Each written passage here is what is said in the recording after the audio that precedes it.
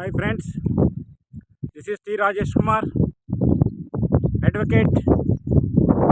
Today date 5th April 2025. ఈరోజు మీ ముందుకి రావడానికి కారణం మనం వెనక కనపడుతున్న honourable high court of Andhra Pradesh Amaravati. ఇది 2024లో మనకి ఒక మంచి జడ్జిమెంట్ ఆర్డర్ ఈ కోర్టు ద్వారానే ఇష్యూ చేశారు. 2017లో 106/2017 bill public interest litigation bill వేయడం జరిగింది హైదరాబాద్లో. అప్పుడు కంబైన్డ్ హైకోర్టు ఉండటం ద్వారా మన ఆంధ్రప్రదేశ్కి తెలంగాణకి అక్కడ వేయటం జరిగింది. ఆ తర్వాత ఇక్కడికి ఆ కేసు ట్రాన్స్ఫర్ చేయడం జరిగింది. 2017లో మనం కేసు వేస్తే 2024లో అది వచ్చింది. 2024లో జూలైలో ఒక హిస్టారికల్ జడ్జిమెంట్ ఆర్డర్ ఇష్యూ చేశారు ఇదే హైకోర్టు ద్వారా. ఇప్పుడు ఎందుకు చేస్తున్నాను అంటే, కొంతకాలానికి ఒక 6 months 1 yearకి ఈ హైకోర్టు అనేది వేరే కోర్టులాగా ట్రీట్ చేస్తారు. దీని పక్కనే వాటర్ కనపడుతున్నాయి కదా, అక్కడ ఒకటి new honourable high court of Andhra Pradesh కడతారనమాట. ఆ కోర్టు అనేది వేరే సిటీలో కానీ సిటీ లెవెల్లో కానీ మెట్రోపాలిటన్ కోర్టుగా కానీ ట్రీట్ చేసి అలా చేస్తారు. అందుకే భావితరాల వారికి ఉపయోగపడే విధంగా, తెలుసుకునే విధంగా ఈ కోర్టు ద్వారా మనకి మన cap quota, children of armed personnel quota 70 సంవత్సరాల నుంచి పోరాడుతుంటే జవాన్స్ వాళ్ళకి రాని సదుపాయము 2024లో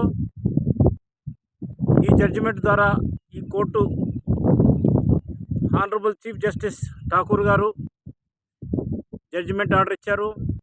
ఆ జడ్జిమెంట్ని బేస్ చేసుకొని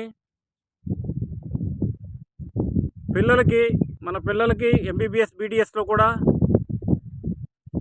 మాకు రిజర్వేషన్ కావాలని 165/63/2024 కేసు వేయడం జరిగింది. అది కూడా మంచి జడ్జిమెంట్ ఇచ్చి BSF CRPF జవాన్స్ పిల్లలకి MBBS BDSలో కూడా ఎక్స్ సర్వీస్మెన్ డిఫెన్స్ ఫోర్సెస్కి ఏ విధంగా రిజర్వేషన్ ఉందో అది ఇవ్వమని ఆర్డర్ ఇష్యూ చేయడం జరిగింది. 70 సంవత్సరాల నుంచి పోరాడితే 70 సంవత్సరాల నుంచి ఈ ఫెసిలిటీ మన CAPF జవాన్స్ పోగొట్టుకున్నారు. చాలా సంతోషము. సర్వీయింగ్, రిటైర్డ్ అందరూ ఈ బెనిఫిట్ తీసుకోవచ్చు. బాగా గాలి వస్తుంది ఇక్కడ. ఈ హైకోర్టు కొంతకాలానికి మనకి కనుమరుగైపోతుంది. అందుకే ఈ వీడియో చేస్తున్నాను. ముఖ్య ఉద్దేశం ఏంటంటే,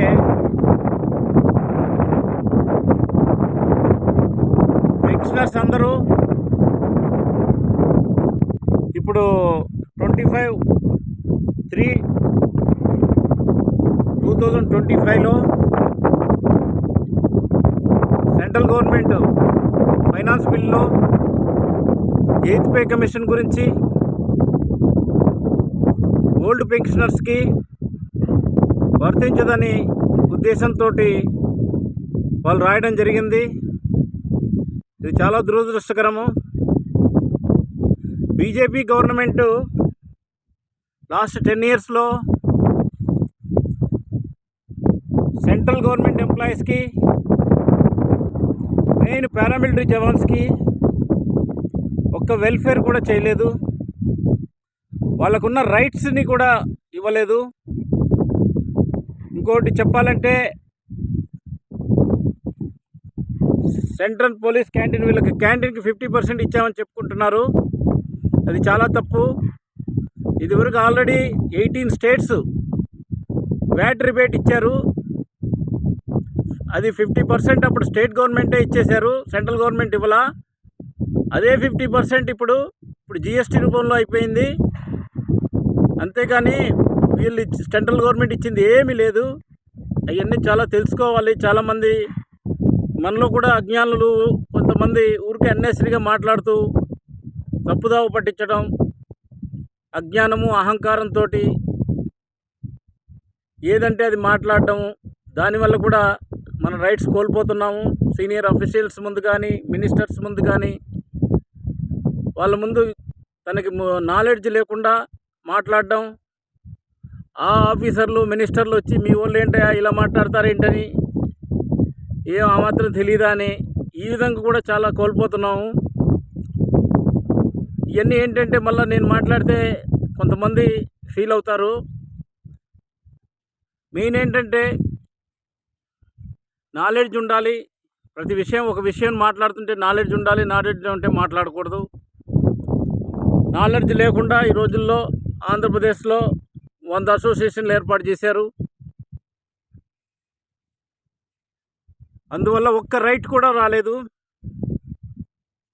ఇంతకుముందు మనం లైసెన్స్ ఒకటి, గన్ లైసెన్స్ ఒకటి తీసుకొచ్చాం, ఎస్పీ ఒకటి ఏర్పాటు చేసాం, ఈ పిల్లలకి క్యాప్ కోటా తీసుకొచ్చాం.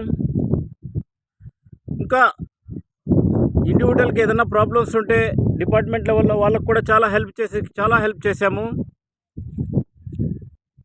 కానీ ఈ మధ్య ఆంధ్రప్రదేశ్లో ఐక్యత లోపం వల్ల, అజ్ఞానం వల్ల, కొంతమంది అజ్ఞానం వల్ల ఒక్క ఫెసిలిటీ కూడా ఇంతవరకు రాలేదు. అందువల్ల అహంకారం, అజ్ఞానంతో ఐక్యత లోపించడం వల్ల మీ అందరికీ మొత్తం సిఏపిఎఫ్ జవాన్స్ అందరూ చాలా ఇబ్బంది పడుతున్నారు. అందువల్ల దయచేసి అందరూ కలిస్తేనే, 5 ఏళ్ళు కలిస్తేనే బలం ఏర్పడిద్ది. ఇలా ఉంటే బలం ఏర్పడదు. అది జ్ఞానం ఉన్నవాడికి తెలుస్తుంది. యూనిటీ స్ట్రెంగ్త్ అంటే మాట్లాడడానికి అందరూ మాట్లాడతారు, కానీ దాని విలువ తెలిసి కష్టపడి తెలిసినప్పుడు వాడు నిజమైన నాయకుడైతే వాడు ముందుకు వస్తాడు. మోసం చేసేవాడు మోసం చేస్తూనే ఉంటాడు. ఇప్పుడు